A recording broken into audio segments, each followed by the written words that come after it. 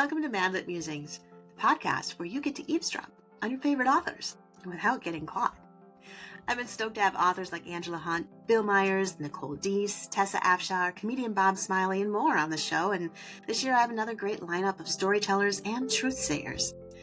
If you love to eavesdrop at coffee shops like I do, this is the podcast for you.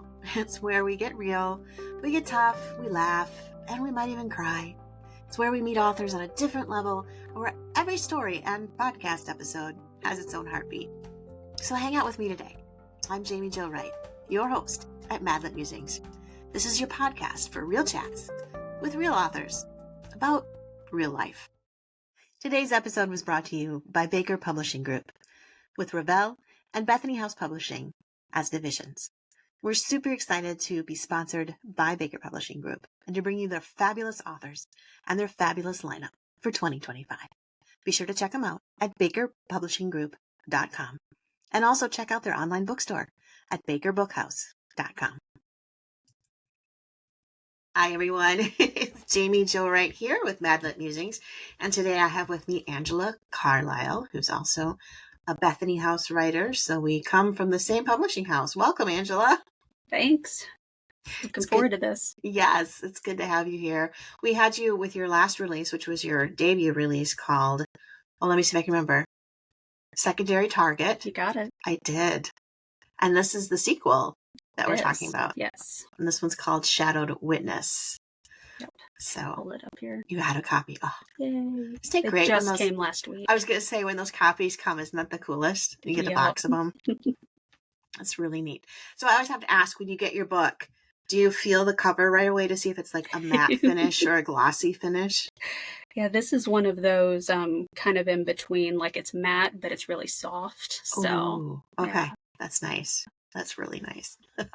Well, tell us a little bit about Shadowed Witness, because it is book 2 of the Secrets of Kincaid series. So where does it fit in with everything and what's it about? So if you have read Secondary Target, Shadowed Witness stars some characters you're familiar with.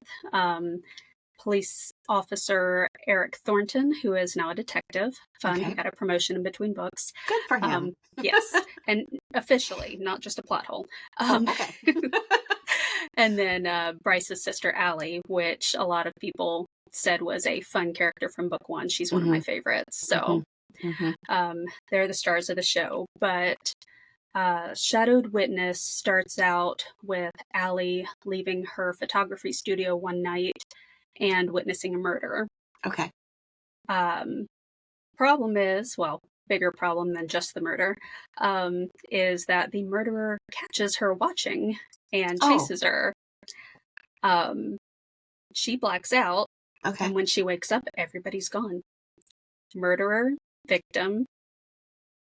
So now she's got to convince people, I actually did see something, and everybody thinks it's just in her head.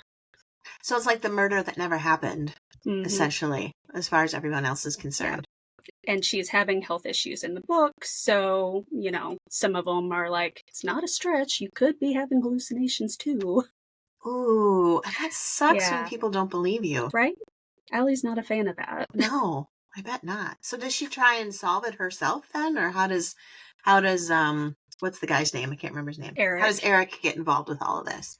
So she is trying to make sure the police follow up on it. And the patrol officer that was the first responder, when he kind of brushes her off and she calls back about, to check in, and he says, there's no update because there's no evidence. She decides she's going to come on down to the police station. Okay. And the guy's like, hey, Eric, since you guys are friends, could you take her? Can you deal with this lady? Pretty much. So then Eric kind of takes over and is trying to double check things. And, he kind of comes to the same conclusion. There's just not a lot of evidence there. Mm-hmm. But then more stuff starts happening. And it's kind of hard to deny that stuff is still happening. Okay. But then, again, there's no evidence. So it's kind of a combination of Eric trying to help her follow up on it, but also, if she is just imagining it, I also need to kind of step in and make Yeah. sure she's okay. One way or the other, you know? Yeah, either way, she needs taken care of. If this is Right. really going on, it's a bad thing. And if it's not going on and it's in her head, it's still a bad thing. Yes. Bad Okay. either way. Okay. Well, that's interesting. So it's so hard to ask questions about suspense novels. I'm finding that more and more with each podcast that I do. And there's mystery involved. I'm like, well, this was great talking to you because we can't ask any more questions. Right. Let me pause and look up, make sure we're not past the first few chapters before I answer that. I know, right? Exactly. But I think I can ask you this. On the cover, she's holding a camera. So how does that play in? Does she start trying to get photographic evidence of what's going on, or is that just her hobby? So Allie is a freelance photographer. That is her career. Okay. So she's never really without her camera. Mm-hmm. And if you look closely at the cover, you can tell she's kind of like by a body of water. Mm-hmm. Part of the story takes place at Kincaid Lake State Park, which actually is a real state park. Okay. That is not set in Kincaid because Kincaid town is not a real thing. Sure. Based off a real park. Right. So the park is real. Okay. And there's some time she spends there at the park taking photos, and Sure. it plays into the plot a little bit. Okay. Okay. So I'm going to make a wild guess she catches things on film, but we won't go any further into that. One way to find out. Well, yeah, you just got to read the book, right? So I have to ask, because I've been delving into writing some love-inspired suspense books, Mm-hmm. which up until now, I've never really had to have like police officers and law enforcement. I can just kind of sidestep all the legalities of things. So now that I'm starting to write where there's a detective, or there's so much procedural stuff. So Yeah. how do you figure all that stuff out when you're writing? Like, do you have a police officer friend you're like, hey, let me pick your brain? Or I wish. I need to find one. Maybe I should make a call out right now. No, I don't have an in-person resource like that. Okay. But I am part of some Facebook groups that are set up for law enforcement officials to answer questions from writers to help us make it more authentic, because real law enforcement likes it when we get it right, because TV shows usually don't. Right. So I do sometimes ask questions on that, or lurk and, look at other people's questions and answers and just kind of hold back tidbits in case I ever need to know. Right. But also there's, find out so much online nowadays. What was one resource I found? It had something to do with death investigation or something like that. And I was able to download like a whole PDF about it. And so stuff like that is mostly where I go. Okay. And since both the characters aren't law enforcement, most of the stuff in Allie's POV, I don't have to worry about that so much. Right. Yeah. And, since nobody thinks Allie really saw anything, then the investigation's a little more laid back. It's not quite as intense. Yeah. It's like, I'm going to look, but they're not running around with forensic kits and all that kind of stuff. We'll try to take fingerprints, but they might all be yours. I've had that a few times where I've fingerprints. Do fingerprints stick to paper? Do fingerprints stick to, like the weird questions that you have to start thinking about? You're like, oh, I didn't think about that until I started writing. And then you're like, oh. Right. Yeah. Yeah. Now, I do have, if I ever really needed a question on that, I work with a ministry, and one of the education specialists actually used to be a crime scene investigator who specialized in fingerprints. Okay. So I'm sure I could ask her questions if I probably could needed some of that stuff. In fact, I've been to the place where you work, and I've taken one of her classes. Have you? Yeah, where they did a fingerprint analysis, and you start learning how to read. And I took it for that reason, because I'm like, I want to learn a little bit about this. And it was really fascinating. I was really fascinated. One of the ones I took, or I guess the one I took from her, had to do with identifying remains. And so it was showing the calculations for bones and figuring out height and things like that. Yes. Yeah. Oh, see, you got a good resource there. That's good. So that is kind of fun. I like having stuff like that in my back pocket. It is kind of weird, the things some of us like to research when you think about it, but it's good information. And when I wrote The Souls of a Lost Lake, I had come to this realization at partway through the book, like, oh, I have to figure out how long a body can float in the water, or do they float? Do they sink? How long does it take for a body to decompose? Those types of questions. And then I find out, as you dig in, how in depth it is. It's like, how warm is the water? What kind of water? Is it fresh water? If it's fresh water, is it lake water? Is it pond water? What's the biological impacts on the? I'm like, okay, I just want a dead body. It makes a big difference. No, right. Oh, that's funny. But the research is also fun, as long as, I prefer not to see the gory pictures, but, Yeah. I much prefer to read about crime rather than watch something about crime, and that's part of the reason why. I can totally respect that. My imagination does enough for me. Yeah. No, and that's really true. And it is different when you read versus see, for whatever reason. There's some sort of I think a dissociation, or you can remove yourself from the actual ick of the situation with words. And a fun fact, maybe. Fun fact, if you like suspensey things, for me, is that I like fictional crime and suspense and stuff, but I don't like the real stuff. Okay. Anywhere near as much, but specifically on the blood and things like that.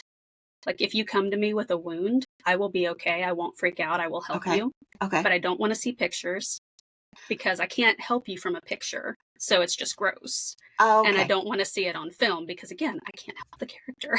Yeah, no, that's fair. It is kind of funny, because I'm that way with, like, anything medical. Like, I don't like to watch medical documentaries. I don't want to see someone's surgical photographs that they like to, look at, I had my appendicitis my appendix taken out because I had appendicitis, and here's a picture of my appendix. I'm like, I don't want to see that. But if you flip it, and now that person is dead and they're in a morgue, or it's like a coroner's going to do an autopsy, I'm like all there for it.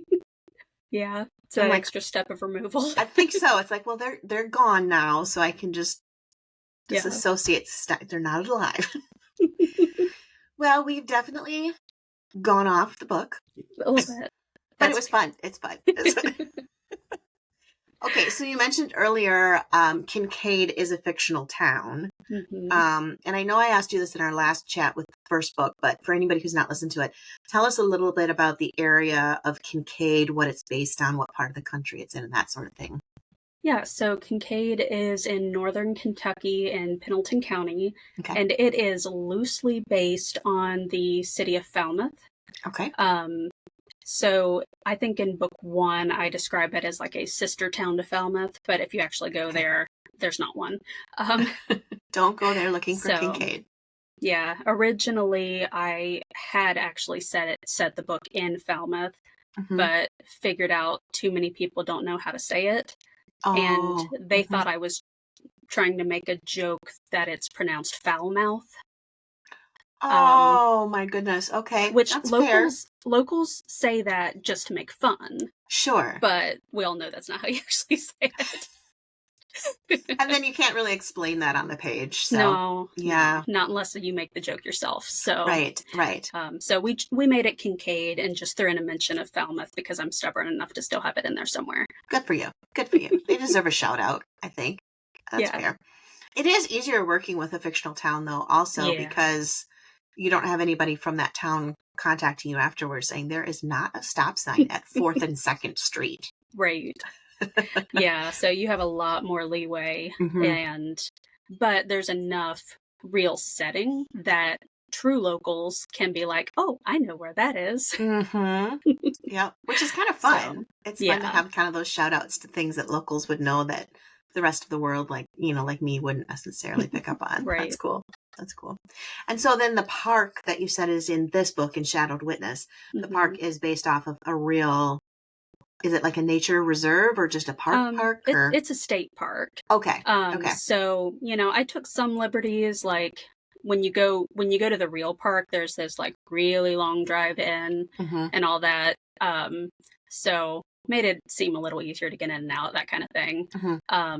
But like near the beginning of the book, Allie goes on the Spice Bush Trail to take photos, and that is a real trail at the park. Okay. And she wants to go to the lake and get sunset photos, stuff like that. So the real park does have the lake. It has a golf course, trails, camping, stuff like that. Yeah. So it's kind of a sprawling park, then it sounds like it's not small. It's quite large. And it even has a small cemetery. Ooh, is it an old one? I would assume so. I haven't been like up close to it, but I was out taking photos the other day, and I like took some pictures out my window. Good for you. I'm so proud of you, Angela. I'm so proud of you. Can't miss the cemetery. No, the cemeteries are they're just the best. I love cemeteries. If you ever want to write in atmosphere, you take your laptop and you go write in an old cemetery. It is the coolest experience. I mean, there is one like 2-3 minutes from me, so I could. There you go. There you go. See, I'm glad to help, Angela. Yes. I'm glad. Getting all the tips. Right, exactly. Just think, your books are just going to skyrocket now with intrigue and mystery. Yes, and the extra fun part is that if you're stumped for a name, you can look at a gravestone and find one. I have done that before. Yep. It works. It does. Except I almost was thinking there was a prank in one of the graveyards that I actually had to investigate and find out if it was for real or not, because I was looking at names on gravestones and I came across the name Posthumous, which is and it's spelled I don't even know if I'm pronouncing it right, but posthumous, which is like posthumous, like you get an award, like somebody getting an Oscar after they've passed away. It's a posthumous award. That was the name on the gravestone. I'm like, no, that's just too much of a pun. I feel like you can't have that name before you're dead. They did. It was real. I researched the county and I asked some friends who lived there, and they were like, oh, that's a real popular name in our area. And they showed me all these different businesses in the area that had that last name. And she's like, and my friend was like, why are you laughing? I'm like, look up the word. Yeah, do you know what that means? It's totally different when you see it on a gravestone. And she's like, oh my goodness. Yeah, for a little bit, I thought somebody had done it just to be funny and see who noticed. And I was like, wow, that's actually a real last name. Okay. Learn something new every day. Oh my goodness. Okay. So we have Allie and we have Eric. Is there romance involved in this too, or is it more suspense? So I tend to write more suspense side anyway, but there's definitely a romance there. Okay. I would say there's probably always been some interest between them on both sides, but they've never dated. In high school, like Allie had a crush on him and everything, but he was a couple years older, so he's like, that's not even a possibility. Right. Things like that. But for people who have read book one, Bryce recently came back from the military at the beginning of that book, and Eric and Bryce have become good friends since he came back. Okay. They were friends before, but not like, close or anything, but they've become much better friends since. So, they see each other at gatherings and things like that. Yeah. So yeah, and the family would have zero issue with with the relationship there. Like just pull the friend into the family. Right. It just makes sense. It makes sense. It's a perfect fit. It's natural. It all works. I love it. And then when you're writing these books, obviously you're writing them for Bethany House Publisher, which is a Christian publisher. And so a lot of times faith is a part of the journey of characters. Do you typically write, and in this book, do you write it as it's just kind of a part of their journey, or do you have like actual themes that you're addressing as you tell the story? More the former. Okay. So I am very much a pantser in the way I write. So I don't come up with my themes ahead of time and be like, want to make sure this comes through and all that. It's more like, this probably works for these characters. Let's see how it plays out. So that's fair. I can be as much surprised by what happens as the readers are. Maybe Which that's a is, good thing. I think it is a good thing because I think there's a place for both. Like I tend to be more thematic with my books, but it's nice to read books where it's not like a specific something getting thrown at you either. And it's just life with faith, which is very relatable for a lot of people. So yeah, it's really cool. Now, is there a villain's perspective in this, or do you just like know about the villain? So in this one, you do not get the villain's perspective. Okay. So it's all from either Allie or Eric's POV. Okay. Well, actually, I shouldn't say all. There is a secondary character that you hear a little bit from. Okay. But not the villain. The villain's strangely silent. Yes. Yeah. Well, I mean, has to be if you don't know if he's real or not. Well, that's true. That's a good point. If it's all in her head.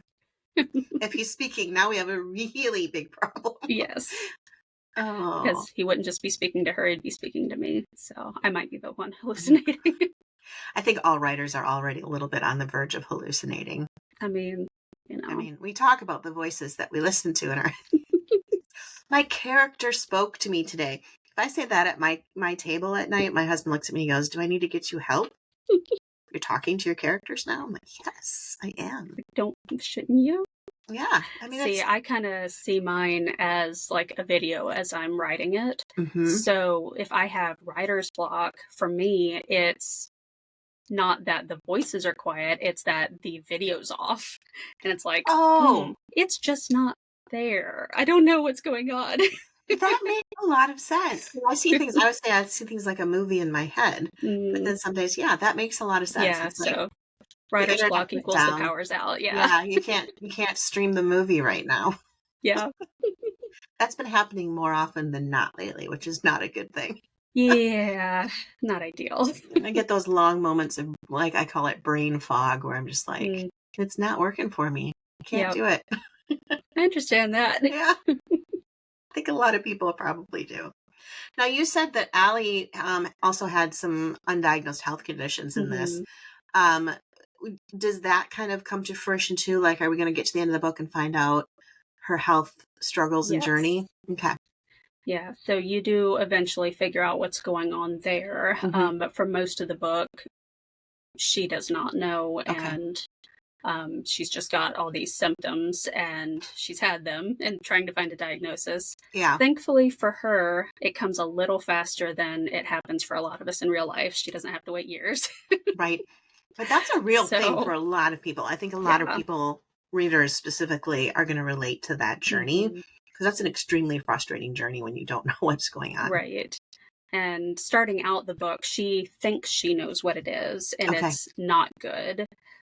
So there's always that little bit in the back of her mind, like, I'm pretty sure it's this, but we don't actually know. We're still running tests and all that. So yeah, so it sounds like there's a lot of dynamics going on in this story that make it really exciting. And then I'm assuming as the book goes on, we're going to get more and more suspenseful and things are going to start happening that we can't really talk about because can't tell too much of it, but there's a decent bit toward the front. So, you get to have fun at the beginning too. That's awesome. That's good. Now, is this the last book in the Kincaid set, or is there going to be more, or are we unsure? There will be one more. Okay. So I turned that in at the beginning of May. Okay. And I have line edits or developmental edits waiting for me right now. Super fun. So, all the fun with that. I got a potential title back, but it's not finalized, so I can't share it either. Yeah. So there will be a book 3, and we'll see a return of characters from book 1 and 2, and pull some in that we haven't heard much from before. Okay. I love that with trilogies where you can read each of the books really on their own, but yet you get cameos from others, and then it kind of becomes this community of characters. Yeah. Yeah, that's really awesome. Well, if readers want to find out more about you and follow your journey, follow you on social media, that type of thing, what's the best way to get in contact with you? So I am probably the most active on Instagram. If you look up Angela Carlisle Writer, same thing on Facebook. I'm over there as well. I'm probably a little more responsive on Instagram. but also you can sign up for my newsletter. My website is easy. It's angelacarlisle.com. And Perfect. there's a newsletter sign up on there. Okay. So with the newsletter, I usually put out big news there first before it goes out on social media. So you get a little bit of a head start on titles and things like that. But yeah, that's always fun. I always like being on the newsletter lists for authors. I can't always read every single portion of the newsletter, but it's super fun to just skim and pick out bits and pieces because you get those insider things like the cover reveals and when the new Kincaid title is finally confirmed, those types of things. So awesome. Well, this is fun. The book is called Shadowed Witness. It is book number 2 in the Secrets of Kincaid series. It comes out July 1st, and it is available for pre-order if you're listening to this before July 1st. That would be great. Get it on pre-order, and then you can forget all about it and be surprised when the mail comes. It's always fun to just have your book show up. Oh, it is. Release week. And sometimes then release day. Yes. And then if you're like me, like 3 copies show up because you kept forgetting that you ordered it. Authors love that too. Right. Yeah. Authors don't mind at all if you have extra copies to share. Go ahead and pre-order 6, 7, 8 times. It's great. You can enjoy them all. Exactly. Well, thanks so much, Angela, for being on today. This was fun, and you'll definitely have to come back for book 3. Sounds good. Thanks for having me, Jamie. And that's a wrap for today here at Madlet Musings. I hope you join us again. And if you want to, be sure you like and subscribe here at your favorite podcast player or on YouTube, because you won't want to miss all the wonderful alerts that let you know when we have another conversation for you to eavesdrop on.